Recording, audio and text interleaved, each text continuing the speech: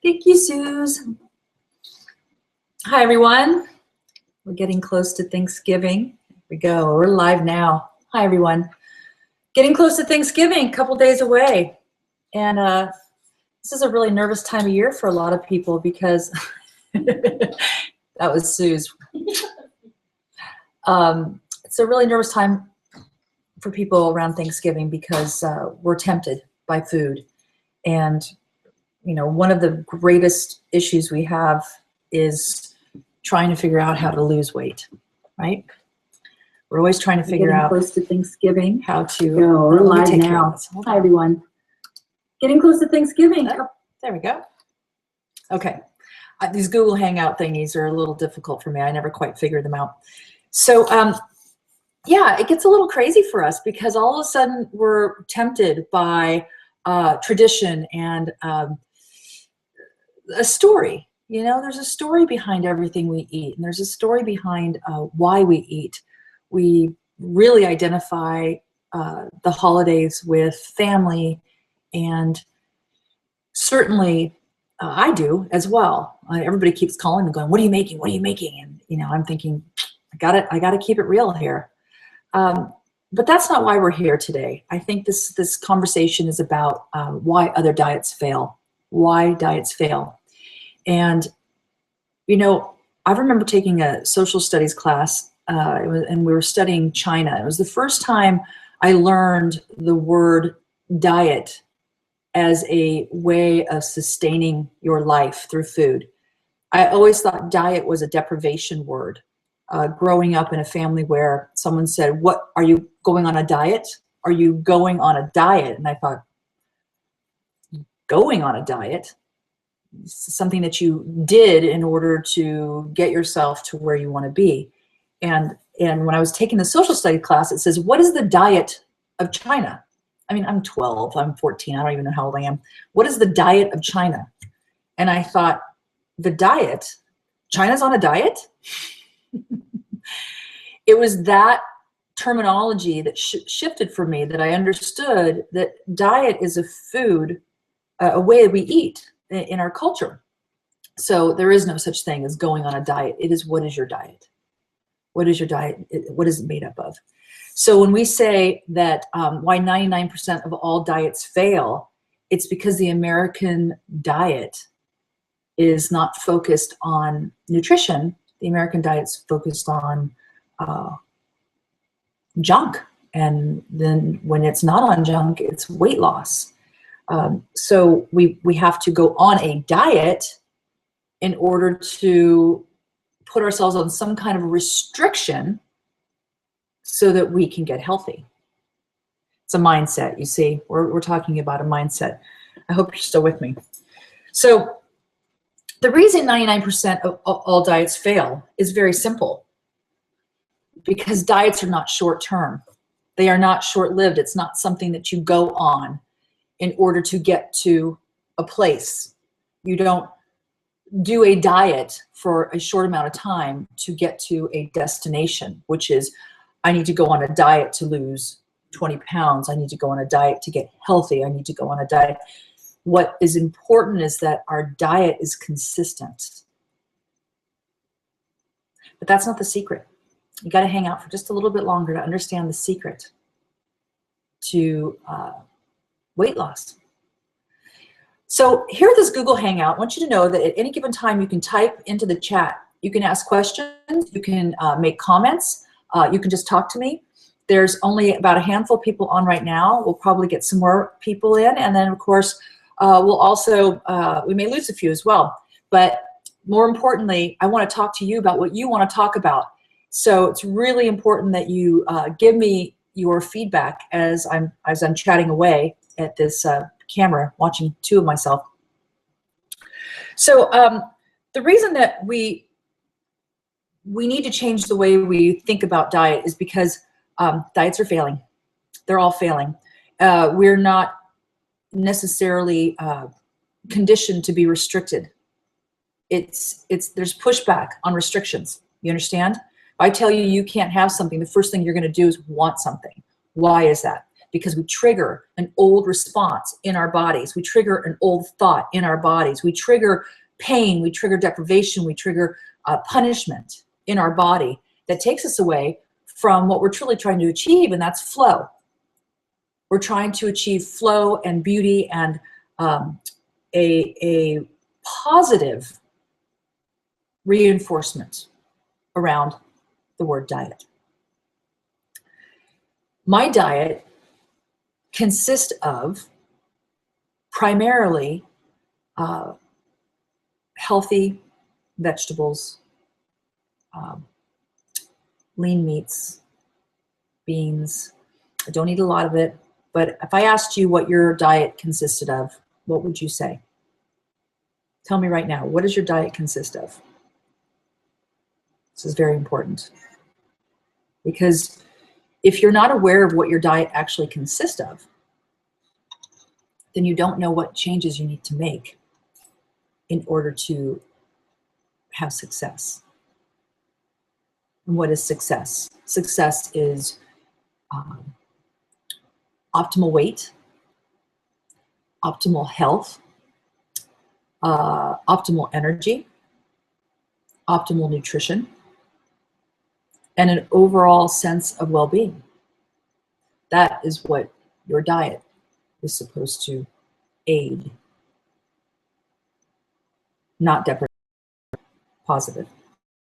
So most of us aren't aware of what our diet consists of because we've never taken the time to really evaluate. And I think it's really important to take the time. Thank you, Beverly. Veggie, lean meat, no fruit, no grains. Excellent. Very good. Please, anybody else who'd like to tell me what their diet consists of, it's very important.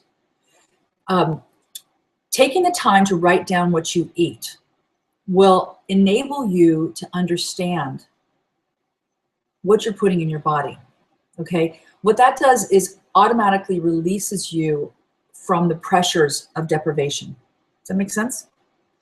So if I could write down, let's be honest, I'll pretend like I'm somebody else right now. I get up in the morning, I don't have anything, I have coffee, sugar, cream. I don't eat anything until lunch, and then I go to the buffet, local buffet, and then at night I'll have a pizza. This is not me, I'm just assuming.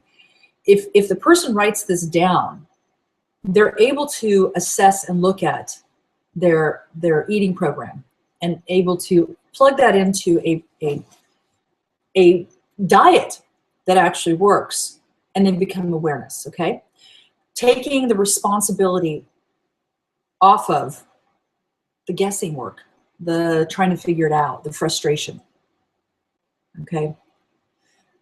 What I'm getting at here is the reason why diets don't work. It's frustration. It's actually blockages. It's deprivation, frustration. It's the lack of understanding of nutrition. It's the, I want to say frustration again, but it's really feeling out of control. It's about feeling out of control and not really knowing how to put that into a positive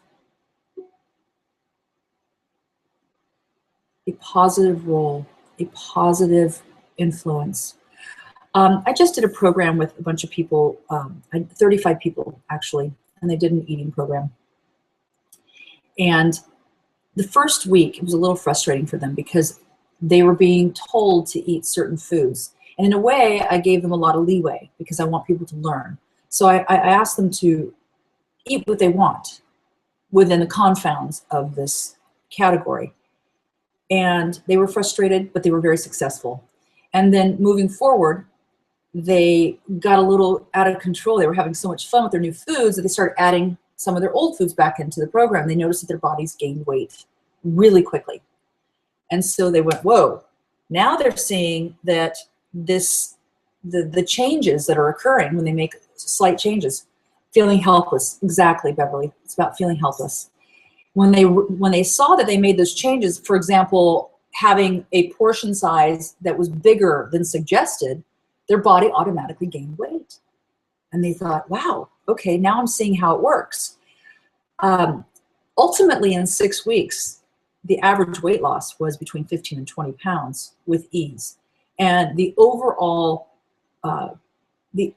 consensus of this program was that each and every person was empowered by writing a journal, knowing the foods that actually cause their body harm, knowing the foods that cause their body to gain weight, watching the scale change up and down by lack of portion control, lack of ability to monitor how their body feels, not drinking enough water, and most importantly, interestingly, lack of sleep was the #1 cause for the weight gain. This is very huge. So why is sleep so important? Nobody ever talks about sleeping your fat away. It's really interesting because if we don't sleep, our stress hormone stays kind of vibrating. If we don't rest, our stress hormone stays, and our stress hormone creates cortisol. And cortisol loves to store in our body, in our tissue, as fat. So sleep is very important, but it's not just sleep. It's also the kind of sleep that you have when your body is empty. One of my most important things I tell people is get 8 hours of sleep, drink a gallon of water, and make sure you don't eat past 6 o'clock. 6, 6:30, 7, depending on what time you go to sleep. If you go to sleep at 11 o'clock, don't eat past 7. Don't eat past 6. Why? Because you want your body to be empty when you go to sleep. You want your stomach to feel hungry before you go to sleep. Just at that precipice of really feeling hungry. Because you don't want to go to bed feeling too hungry, because then you won't be able to sleep. But if you go to sleep when you're empty, what your body does is it gets to rest, and it gets a really good 7, 8 hours of sleep, really good sleep. And that's the kind of sleep that you start burning fat, because your human growth hormone is allowed to kick in, your insulin is down, your human growth hormone is up, and your body is able to assimilate, process, detoxify, and change while it's sleeping. Now, if you go to bed full, and I know a lot of you have done that, and this is, as we're approaching Thanksgiving, you got to think about this. People have Thanksgiving dinner early because they don't want to go to bed with a full stomach. What happens when you eat a large meal is your human growth hormone goes down, your insulin levels go up, and while you're sleeping, your body is literally putting on weight while you sleep. It's literally sitting there with a belly full of food and no way to actually process it. It's a simple equation, actually. So you want to make sure that we eat early, don't eat too much, and go to sleep empty. Now, I'm giving you a lot of anecdotes. I'm giving you a lot of ways to lose weight. I'm giving you a lot of little theories on how to lose weight. But the truth is, and the secret to why people don't lose weight, is it's a lot less obvious than you would think. The secret to why people don't lose weight is because they don't love themselves. Simple as that. They don't believe they can. They are clogged. They're not flowing. They're unhappy. They don't believe. And the truth is, and we've talked about this before, that the mind controls our body. Our mind decides what it's going to do, and our body follows. So we have full mental control over what our body's going to do, and we don't think we do. We tell ourselves that we can't lose weight. We tell ourselves that we're stuck. We tell ourselves lies, and that's why people are not losing weight. And even when we lose weight, the fear of gaining it back automatically puts the pounds back on, because we've created a fear, a mindset that this is not going to work, that this diet's going to fail. And again, you may lose weight because you're on a diet, but you're on a diet to get to a means, to an end, instead of changing the way you live your life, creating your diet, your consistency. Your body likes consistency. Beverly says, before coming off grains, I eat before bed because of being afraid of sugar crashes. How do I get away from that habit? Before coming off grains, I eat before bed. Before coming off grains, you ate before bed. Can you tell me what you mean, Beverly? Before coming off the grains, I ate before bed because of being afraid of sugar crashes. You shouldn't be getting sugar crashes, especially if you're off sugar, and especially if you're off grains. Grains, let's talk about sugar and grains for a minute, because this is a really good subject. In fact, I'm making a lot of grain-free breads now because of that. And I hope you're not gluten-free, because gluten-free grains are equally as harmful to your body and to your glucose levels as glutinous breads. Now, of course, there's some celiac people who would disagree, but I've also seen people heal their celiac disease by just getting off sugars in general. They're so wrapped around the gluten, they're forgetting about the sugar content of it. But in order to save yourself from having sugar crashes, you need to have more protein in your body, and not more protein as per grams, but more consistently throughout the day to keep yourself level. So now that you're getting off of grains, it's important to make sure, one of the things I love is the incredible edible egg. Now, I've been a vegan, I've been a vegetarian, I've been 100% raw. And the truth is I eat to live, I eat to thrive, I eat to survive. And the one thing that my body was missing was eggs. I love the eggs, the pasture-raised eggs. Eat about 6 a week, maybe at the most. That's actually probably reaching it. But I find that is a really great way to maintain my sugar levels, especially in the evening. One of the best things that you can eat for any kind of sugar issues is soft-boiled eggs or runny eggs in the evening, sauteed like over easy with coconut oil. Some beet greens, a great dinner for anybody who has sugar crashes in the evening. And that way you can go to sleep with a nice solid protein base, and you'll be burning fat throughout the evening.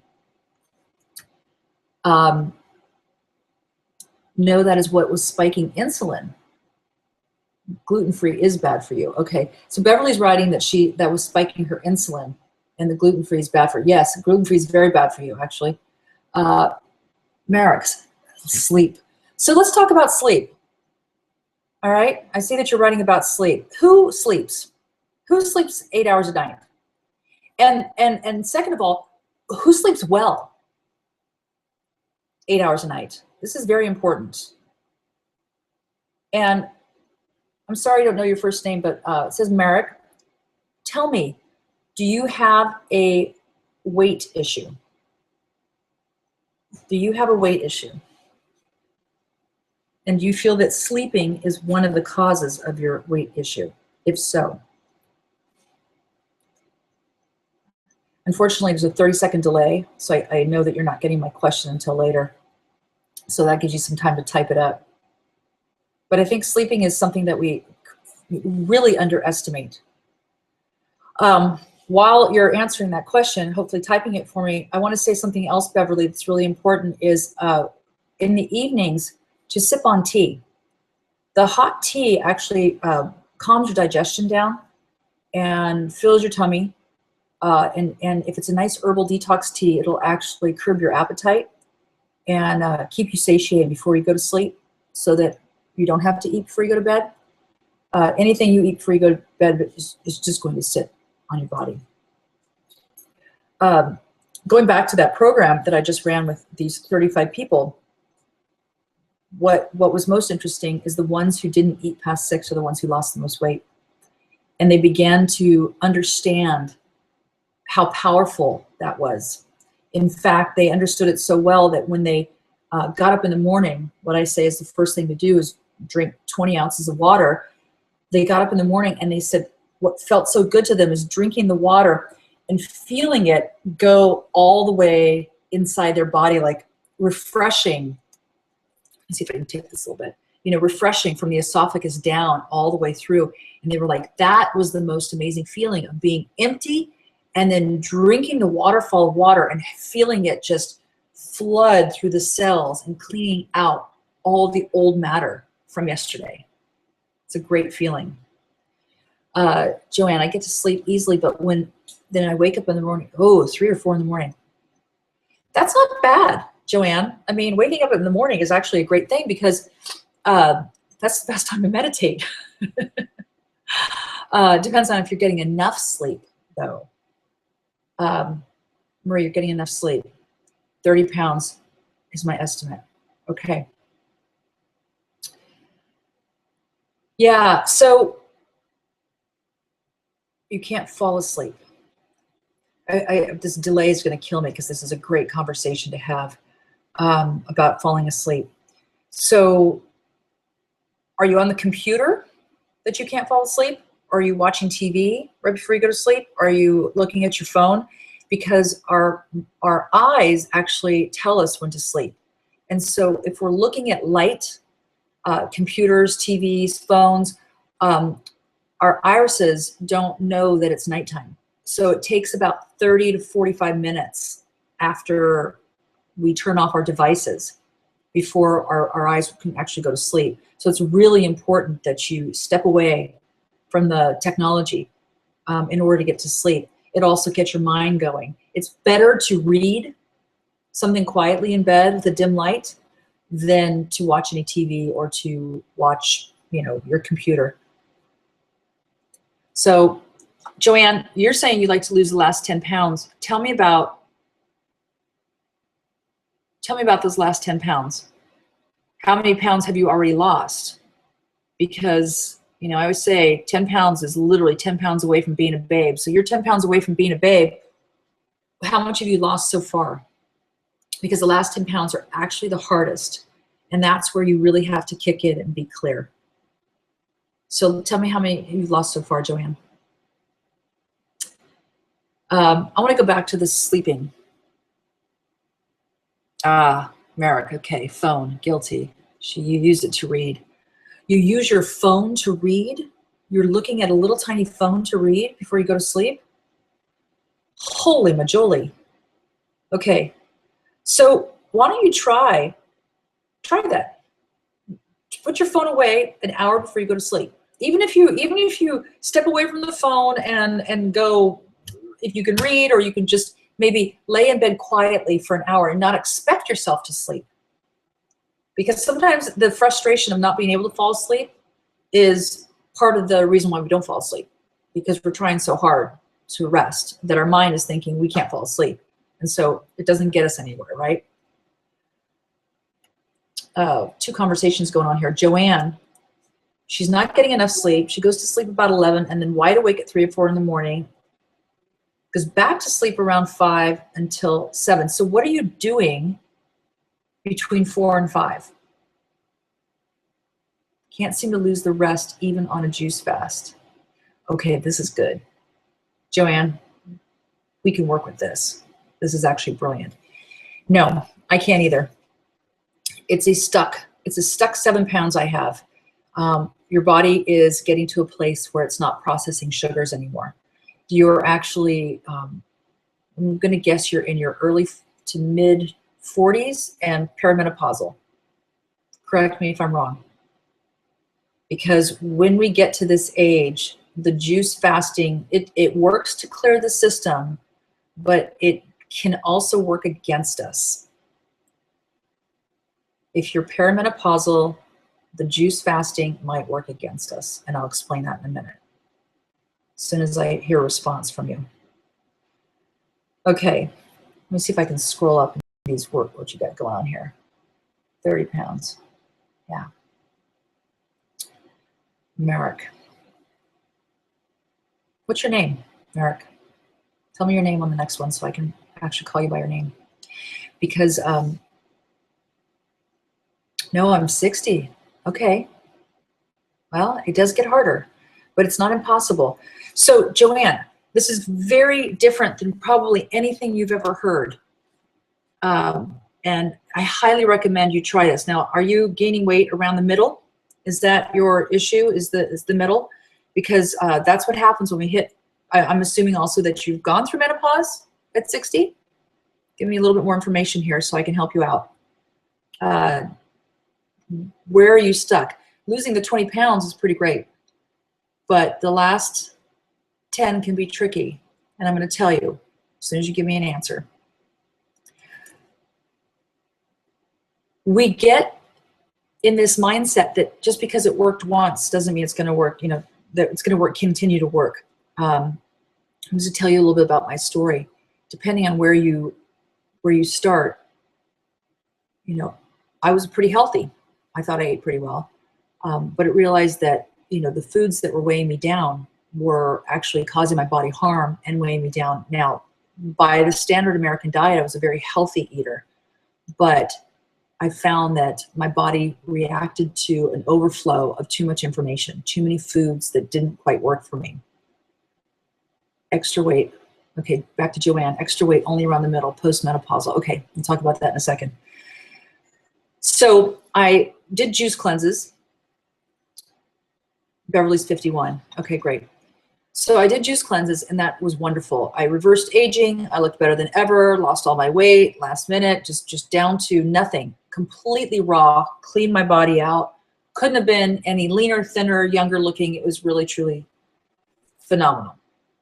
However, my body, as I went through perimenopause and menopause, needed protein. It needed animal protein to sustain the cortisol, the stress hormone that was being caused by my other hormones. And so I needed to shift my diet. I needed to change it up. I needed to look at what I was doing, what was working, what wasn't working. And that goes back to what we were discussing in the very beginning, is we assume that just because we lost weight this way before, we're going to be able to lose it again. And we're not. We have to look at what we're doing and ask ourselves what is actually working. So the way to trigger hormonal, postmenopausal, and menopausal, let's see, my mind doesn't shut off. It's Marie. Okay, Marie. Thank you, Marie. Marek is Marie. She's 54. Okay, so we're all in the 50s and early 60s. Okay. You're just gonna blow when I say this, but we need to do lean animal proteins. Not sure how this works. Hi, Endurance Shaman. You just type away. You did good. So women need to do lean animal proteins, and I say this because we have too much cortisol, stress hormone in our body. So one of the ways to shock your hormones and to shock your body into reacting again to the old ways of cleansing and dieting is to test your body. Okay, we need to test it. Everybody's different. This may work for you, this may not work for you, but this is a great test. And you'll know in 3 days if it's working for you, okay? So you wanna weigh yourself because you're obviously looking at the scale and you got 10 pounds to lose. And for 3 days, everything is a test. 3 days, if you're willing to test yourself, you are going to be very successful. Testing your body is so key. Pay attention to what it likes, pay attention to what it wants, listen to it, do what it asks for, and give it what it needs. Because if you're doing a juice cleanse and you're not losing weight, that means your body is starving for something else and it needs to trigger. So if you've been doing that, you've been eating fairly healthy, and you want to just shock your system, especially your hormones, especially you women, you want to eat some lean protein, okay? What does that look like? That looks like getting up in the morning and having an egg. Okay, not a lot, just have, okay, Joanne's a long time, just can't eat the animal protein. Okay, we'll talk about that in a second, Joanne. Eat the egg, eat the chicken, eat the fish, the meat, whatever it is, to eat. Whenever you're hungry, just have a little bit of protein, have a little bit of protein, have a little bit of protein, 5-7 times a day, okay? It's not a lot of food. It's just enough to sustain the cortisol, hold on to the hormone, okay? and it'll trigger and it'll absorb a lot of the cortisol, the stress hormone, and you'll see that you'll lose a lot of the fluff. It'll also rebalance your pituitary gland and get it functioning properly again, or at least triggering it to function so it's a fat burning machine. All right? Try this for 3 days. All right? It's not for everybody, especially for longtime vegans. Now, for the vegan, it's a similar kind of thing, except we're getting more oils in there. We can do this with intense hemp milk. We can do this with, if you do tofu, I don't particularly like tofu, but you can do sprouted tempehs and other things like that. We can just for and you can even include some greens in there. But for the most part, just focus on getting a high protein for 3 days. Watch your scale, watch it shift, see your body. Don't put any sugars in, no fruits, no nothing. You just keep it really simple, because when you take away any of the glucose in your system, you'll find that your body starts to work a little bit more efficiently, okay? Because our bodies burn glucose. We need glucose in order to have energy. Our body takes the carbohydrates, the fruits, the grains, takes even the lettuces and turns them to glucose right away. It doesn't turn much of fats to glucose. So you can use coconut oils, you can use pasture-raised butters for those of you who aren't vegan. And the meat, only a smaller percentage, maybe 46%, turns to glucose. So your body is actually going to start eating its own fat. And when it starts eating its own fat, it starts metabolizing at a different rate, in a different kind of metabolism. You understand? So it's like triggering a whole new way of eating. Now, as a raw foodie, you know, I'm crazy about fruits, and I think they're fabulous. As a vegan, I'm crazy about fruits, and I think they're fabulous. And as a vegan, I'm even crazy about some of the grains, you know, oats and sprouted grains and all that. But as myself, postmenopausal woman, I'm very cognizant now of my protein and fat intake, and the kind of carbohydrates I put into my body. And the kind of carbohydrates I put in my body have to be fiber-rich greens. Fiber-rich greens. Very small amount of low glycemic fruits. Just a little shift in thinking. Once you get your body moving again, once you get it functioning properly again, then you can start integrating fruits again. But your body gets into a standstill where it can no longer can no longer digest sugars. And that includes, you know, fabulous fruits, which really is not great for me because I love fruit.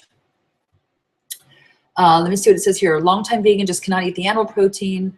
I understand that, Joanne. I'm not crazy about animal protein myself. It's been a real push for me to do it. Kind of choke it down sometimes. And Marie, 54, forced menopause, hysterectomy. Oh, so sorry. I mean, it's hard enough. It's hard enough without that. Does that include a protein smoothie? Okay, Beverly, who was talking about the protein. Does it include a protein smoothie? If the smoothie doesn't have high glycemic fruits in it. So the smoothie would be like an almond milk, spinach, maybe some bok choy, a little bit of stevia to sweeten it, and then maybe a nice pea protein smoothie. Yes, that would be great. In fact, pea protein has like 80% protein, and it's a great protein base. You can do brown rice proteins. You can do, if you're non-vegan, you can do whey protein. Grass-fed whey protein is a really great, easily assimilated protein for non-vegans. How do you get past sugar cravings? My favorite question. Hold on, let me finish with the protein. I will try more protein and leave out the fruit as a test. Great. And what Joanne just did is she just understood the fact that she needs to test, okay? There is nothing that goes on the market without testing. There is nothing that goes into the marketplace without testing. Why do we assume that our body's going to respond if we don't test it? Because we're like lab animals. Everybody is different. Everybody has a different response, and we have to test our bodies to prove the theory right or wrong, right? So good for you to test it. And 3 days is all you need to know if your body's going to respond a certain way or not. And you know what I'm talking about because you've done it before. You'll be like, you know, something's changed. And you'll realize that 3 days ago, you stopped drinking milk. I have to tell you a story. When years ago, I used to get this rash right around my face. And it was, I had no idea what it was. I cleared it out completely. But at the time, it was this pimply thing that used to come up, and someone said, you're allergic to dairy. And I said, no, I'm not. I got tested, blood tested, no dairy allergies whatsoever. And I believed them. It sounded good to me. And kept coming up, kept coming up, kept coming up until finally someone stopped me at the grocery store and they said, you know, you're allergic to dairy, pointed to my face. I said, no, I'm not. They said, yeah, you are. I said, well, how do you know? They said, because this is where your digestion issue is, and this is where dairy pops up. And I said, well, how do I know? If my test showed opposite, he goes, just try it for 3 days. Sure enough, cut dairy out for 3 days, and boom, disappeared. That's when I knew I was allergic to dairy, or having a dairy reaction, I should say. Not allergic, but having a dairy reaction. 3 days, that was it. Sorry, itchy nose. How do we get past the sugar cravings? All right, I'm going to be perfectly honest with you guys. I have a sugar issue. I went and got my blood tested, and for the first time in a long time, my sugars were really high.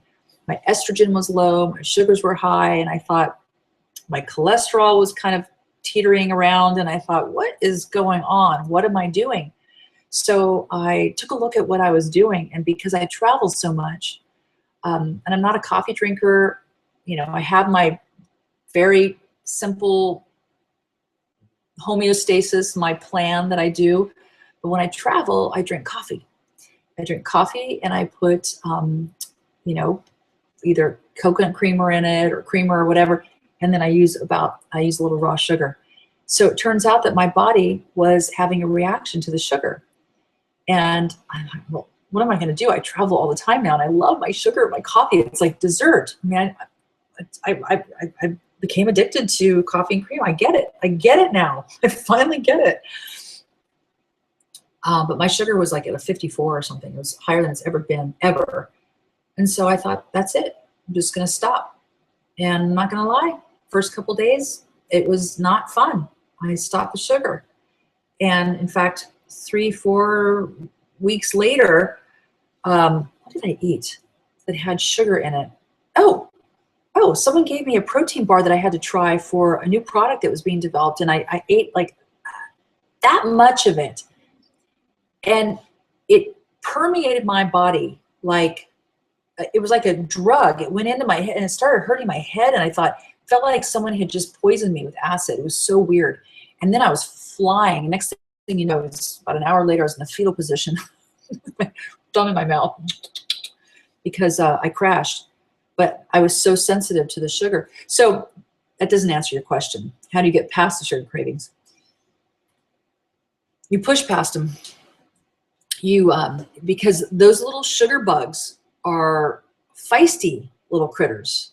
They're feisty critters. Imagine in your body that there's this colony of little sugar bugs, and they live there in your body. Okay, they're like da da da da da da, da little family, and then they're like, hey, what's the sugar? They send these signals to your brain and tell you to eat sugar, and so you do. You go ahead and have your sugar, and what you're doing is you're feeding them. Okay, you're feeding them. And they get really excited, and they procreate, and they get bigger and bigger. Next thing you know, there's more of them, and they got this big colony going. So now they're very powerful, and now they want more sugar because they're hungry, and there's a whole bunch of them.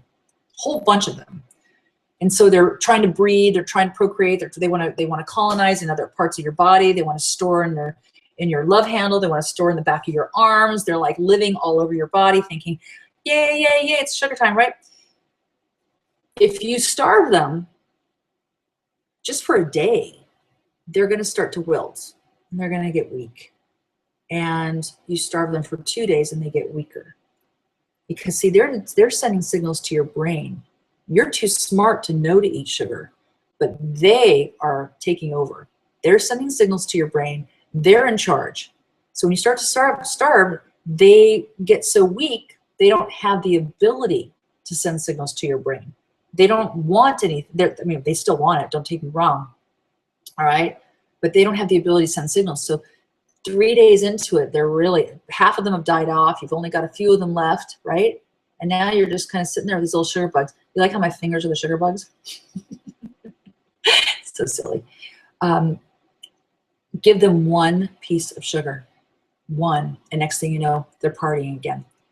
So you have to be very cognizant that when you feed your body sugar, you're feeding these little critters inside your body, and it's kind of out of control. It's not like you're some dummy who can't figure it out. You're literally feeding these sugar bugs, and they're wanting more. They're craving, they're desiring, they gotta have it. And they're gonna take over. They're gonna grow through your body, they're gonna take over your mind, they're gonna tell you to keep eating sugar. That's what happens. That's what happens with breads, by the way. Same reaction with baked goods, pizzas, grains, white rices, potatoes, all that turns to glucose in your system. Same reaction as sugar. You might as well just, barrel in a frappuccino, a drink with sugar. Very, very, very fulfilling for the sugar bugs to have a pizza. And they'll eat the whole pizza, by the way. You won't. They're eating it because you're innocent. Just greens and avocados. What are you saying there, Beverly? Just greens and avocados. Does that include greens, avocado, and protein powder? That's excellent, Beverly. That's actually really good. That's a great fat. You're getting your greens in, so you're getting some proteins, even though they're not complete proteins. Try to get hemp into that shake, because hemp is a complete protein, and you want to have a complete protein because it'll build muscle and give you strength, and it'll also sustain and help with the cortisol, okay? Hemp is a really good, important protein. I don't care if it's hemp powder. I don't care if it's hemp seed. You want to get hemp in there, okay? It's actually a cure-all. It's fabulous. It doesn't taste the best, but it's great. Even 2 tablespoons of fresh hemp hearts would be great. In fact, you can make a hemp milk and use that as a base. I like to use hazelnut and hemp together. They taste really good, so I make my own nut milks. You can also use almond and add a couple tablespoons of hemp, and then that'll enhance the almond milk protein. Almonds have the most amount of protein, but they're not complete proteins. They're incomplete proteins, which means they don't have all 9 amino acids, okay? So the hemp gives you a complete protein, and that's what really works in your system. That's why we eat meat. The meat is based on a complete protein amino acid profile, okay? Vegetables have tons of protein. Beans have tons of proteins. Even brown rices and grains have tons of protein, but they don't have complete proteins. They have incomplete proteins, which means beans can have 7 amino acids. Rice can have 7 amino acids. I don't even know exactly what the content is, but if they have the right 9 amino acids, eating them together, which by the way they do, brown rice and beans work really well as a complete protein, add some vegetables in there, then you have a complete protein base and your body gets what it needs. But if you're just eating vegetables and you're not adding, the grains with the proteins and the beans all together, then you're not getting complete protein, and then your body becomes depleted, okay? Quinoa is a complete protein. Very important for vegans. Quinoa is a complete protein. Adding quinoa to your meals, to your salads, to your smoothies even, fabulous, fabulous, fabulous choice. Quinoa, hemp, nutritional yeast, all complete proteins for vegans. Stevia. Beverly, no. Stevia does not have the same sugar reaction in your body. It doesn't have any glycemic level, okay? So it does not turn to glucose, nor does monk fruit, nor does xylitol. They have a 0 to point something something on the glycemic scale. I think xylitol has a very, very little, but monk fruit, it's also called, what is it, lohanga or something, fruit, is a fabulous new sweetener. In fact, there's a wonderful brand called Lakanto, Lakanto. I particularly like theirs because it's very fine. See my kitty cat over there? It's very fine, and they have a gold, which to me has a little bit more of a maple flavor to it, and so it feels like sugar. It's great. It's fabulous. Coconut sugar is wonderful. It's lower on the glycemic scale. So if you're not sensitive to sugars, if particularly, I'd stay away from any glycemic sugar until you can see a change after 3 days, to see your body change. And once it changes, then you can start adding a little bit of coconut sugar. But for now, stick to the monk fruit and also the stevia, okay, and the xylitol. And those are actually pretty good sweeteners. I think the monk fruit and the xylitol have a pretty nice flavor. What I do with stevia, wow, just bought Lakanto golden flavor. Nice job, Beverly. It's good stuff. In fact, I just made a grain-free banana bread with Lakanto. Did I use Lakanto? No, I used stevia. And it was delicious. It was absolutely delicious, which brings me to the stevia. Stevia is great for enhancing the natural sweetness in fruits. On its own, I use it in smoothies to like bring out, sometimes strawberries just don't have that sweetness to it, or blueberries are a little tart. I always add a little bit of stevia to my smoothie to enhance the natural flavor of the fruit. It's kind of like, think of it as salt. When you put salt on spinach, it just kind of like brings that just enough, just to bring the flavors out. That's what stevia does. Use it as a a sweet enhancement, not necessarily as a sweetener. In fact, mixing monk fruit and stevia together is nice because the monk fruit's got a nice flavor profile, whereas the stevia can be a little bitter and kind of hard to take. So it's a good way. So in fact, I hope that helps with the sugar. Where is it? Endurance Shaman. That can help you get through your sugar bugs because it'll trick you into thinking that you're getting satisfied, but you'll still feel unsatisfied because your sugar bugs will still be alive. So you kind of have to let them settle down, I always picture them in a tent and they're like having a party under this big carousel, and when the tent starts to like disappear when I don't give them any sugar. But then again, I'm a little weird that way.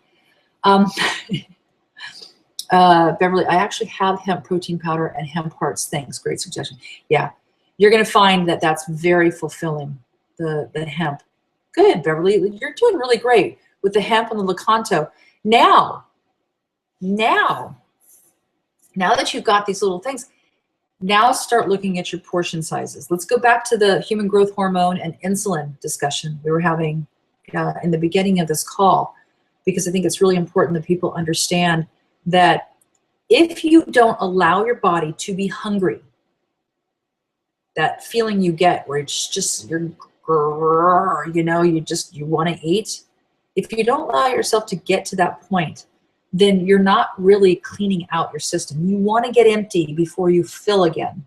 And the reason for that is because every time you eat, you raise your insulin. And when your insulin goes up, your human growth hormone goes down. What is human growth hormone? Human growth hormone is what gives us muscle.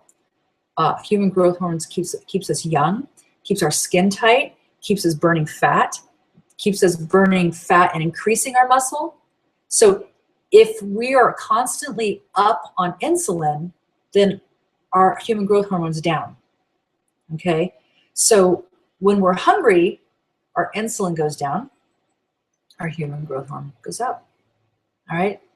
Now, if I eat an apple, insulin goes up, human growth hormone goes down, but only for a short time, not for that long, okay? So then it eventually evens out, all right? And then it's like, okay, here we are.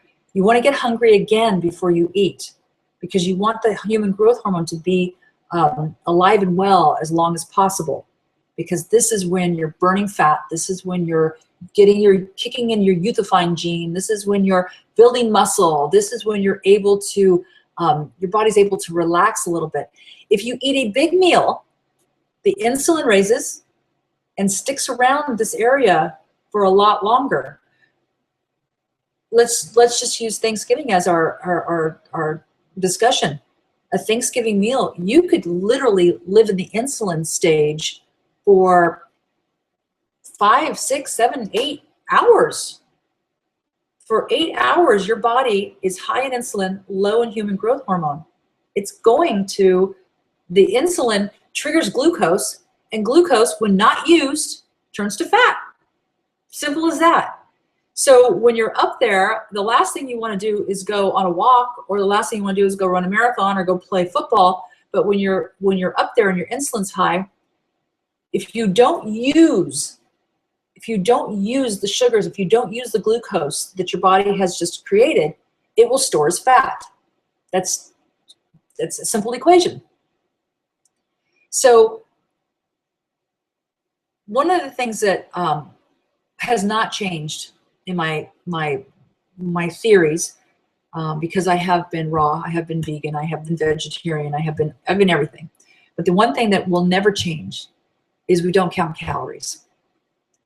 And the reason I say that is because if you're not eating sugar, if you're not eating starch, if you're not eating these foods that are turning to glucose rapidly and causing your body to be fat, and you're loading up on the good stuff, the greens and the salads and the vegetables and the broccolis, then your body will constantly keep burning and moving.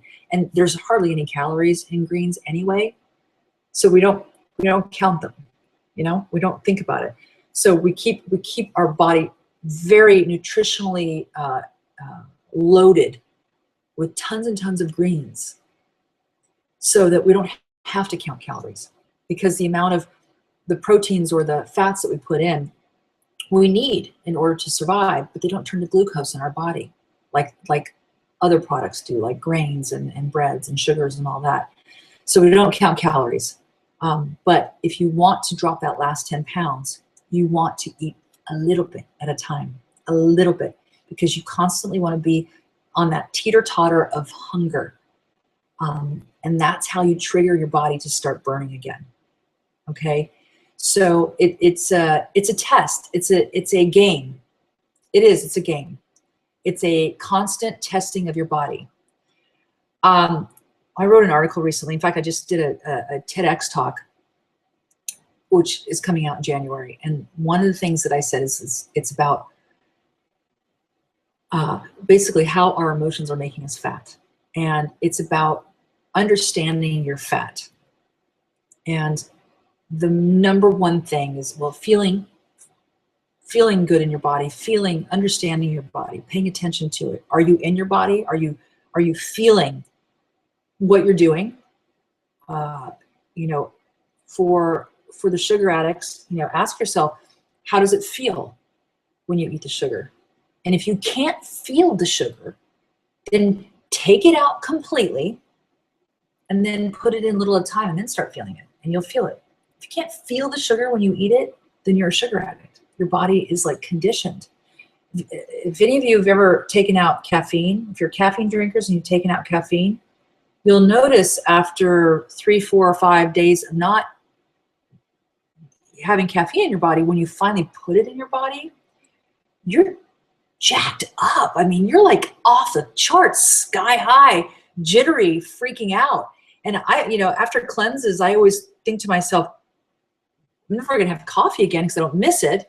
And then I, for whatever reason, put it back into my body, and I'm like, I feel like I just injected myself with some kind of speed. And you think, how do I not feel that every day? How does my body not know that's happening on a daily basis? Because you're conditioned, you're used to it. So if you're not feeling the reaction to foods, then you're overwhelmed and you're overloaded. And that's why we need to test our bodies. We need to feel. We can't feel. If you can't feel, you're overloaded. So we pull back. We pull back. Don't think about diet. Don't think about deprivation. Don't think about calorie counting. Don't think about anything. Just think about pulling back and feeling. I don't know about you guys, but my stomach gets full. And if I haven't done that, what I call intermittent fasting, which is when I drop my insulin and bring my HGH up and allow it to start burning, that to get to that place of hunger. If I don't go there, and I put food back into it, it's like chronic state of full. I'm doing this as if this is my belly. It's like a chronic state of full, and I can't tell if I'm hungry. Like my body's gurgling, but I don't feel empty. And I know if I don't feel empty that I'm not burning fat. I want to feel that feeling of being empty. I want to feel that feeling of being hungry before I put food in my body. Then I know I'm burning fat. So if you're not losing weight, ask yourself if you've gotten to that stage where you're actually hungry. And you know what I'm talking about, that earned hunger. Now, that's why I do my digestive bitters. I have my, they're herbal formula. And what they do is they go and they eat the food that's stuck in there. They help assimilate it. They increase the bile, they increase the liver function. And so they start assimilating it, and you get that earned hunger. Sometimes more rapidly than you should, which of course raises the human growth hormone, drops the insulin, and helps you burn fat, increases metabolism. So sometimes I'll use those. Well, actually I use them a lot. When I'm really on top of my game, I use them a lot, and it really increases the fat loss. If you guys aren't using it, you should think about doing that. Okay, so what was it? Fat, feeling it, testing. That's the T. The T is testing your body. Now you've learned that you can test your body, and it only takes 3 days. You see how we've shifted away from diet, and we've talked about these actual ways of testing your body, feeling your body, and getting to know it. And when you get to know your body, it's really happy. It gets really excited. It's almost like, hey, yo, thanks. I was wondering when you were going to pay attention to what I needed, what I wanted, and stop reading all these articles and stop, figuring out what everybody else wants for you. This will lose weight. This will make you lose weight. This will help you. Blah blah blah blah blah. Doesn't really matter. What matters is what your body wants, and you are an individual, and your needs are different than my needs. That's the truth. Each of you has a different need base. Each of you has a different. Some people can't live without animal protein. Some people can't eat it. Some people can't process dairy. Some people can't live without dairy. Some people can process sugars very, very well. They have no problem processing sugars. Most of us can't, especially when we have too many. But everybody's different. Everybody's different. And not only because as individuals, but different age groups, different sexes, different backgrounds, hereditary. I can't think of the word, but anyway, we all have, like, I'm Middle Eastern. So I can process like goat, but I can't process cow's milk. But if you're Northern European, you actually can process cow's milk pretty well. You're probably the only people who can. The A part of it, and this is the part that really what this discussion is about, is attitude, it's emotions. It's about getting clear on what this is all about. This is not a game. This is not a who's skinnier, who's healthier, it's not like that. It's about really getting cool with yourself. And it's also looking at where we're stuck, emotionally stuck. And that is the conversation that I really want to have. And I think that we're going to have this on the next Google Hangout, because we are an energy field, and our body is about flow. I do this little circular motion. And wherever we're stuck, our body holds. And that's why you'll find that some people tend to gain weight, in their necks. Some people tend to gain weight in their chest and their breasts. Some people tend to gain weight in their stomachs. Some people gain weight in their rear ends. And it's all conducive to where we're stuck emotionally. In fact, I just started a Rolfing again. Rolfing is a very deep tissue. I don't want to call it massage because that underrates it, but it goes in and helps move stuck tissue. And I've done it twice in my lifetime. a series of 10 twice, and I just started it again, and I can already feel a shift because they go in, and I'm not telling you this, it hurts. There's nothing pleasant about it. But what it does is it loosens the information and the emotional stuckness and starts things flowing again. It's kind of like chipping away at these stuck emotions. And sometimes we need a little help. But we can also do that through breathing. We can also do that through just a change of mind, change of attitude, a change of how we look at things. So I'd like to propose to you guys a part 2 to this, Our Emotions Are Making Us Fat. And I hope that you join me on the next Google Hangout. It's a new venue for me. It's the 30-second delay is a little tough. I hope I got to all your questions, and I would love your feedback. And if you're not already my friend on Facebook, go to Diana Stobo Live and click there, and go ahead and talk to me. And I'd like to hear how things are going for you. Beverly, Marie, and my shaman friend, and Joanne, thank you for interacting with me. Thank you for being part of this conversation. And I think we should continue this on the next call. Let's do it after the holidays. All right, sound good? All right, everybody, have a great night.